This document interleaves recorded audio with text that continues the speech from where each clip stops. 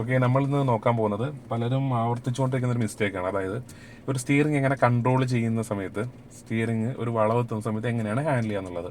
കാരണം നമ്മളിപ്പോൾ ഒരു സ്റ്റിയറിംഗ് ഒരു ബിഗിനർ എന്ന രീതിയിൽ പിടിക്കേണ്ടത് 9-3 എന്നൊരു പൊസിഷൻ. ഇതാണ് 9-3.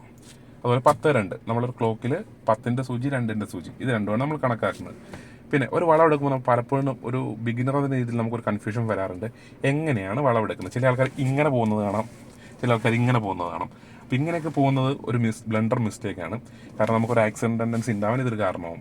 ഒരു വളം എടുക്കുന്ന സമയത്ത് നമുക്ക് സിമ്പിളായിട്ട് ഈ രീതിക്ക് വേണം നമ്മൾ സ്റ്റിയറിംഗ് ഹാൻഡിൽ ചെയ്യാൻ.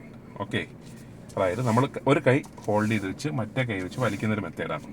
ഇപ്പോൾ റൈറ്റ് സൈഡ് ആണെങ്കിൽ റൈറ്റ് സൈഡിലോട്ടാണ് നമുക്ക് പോകേണ്ടതെങ്കിൽ ലെഫ്റ്റ് സൈഡ് ഹോൾഡ് ചെയ്ത് വെച്ച് റൈറ്റ് സൈഡ് ഉപയോഗിച്ച് റൈറ്റ് ഹാൻഡ് ഉപയോഗിച്ച് സ്റ്റിയറിംഗ് തിരിക്കുന്ന രീതിയാണ്.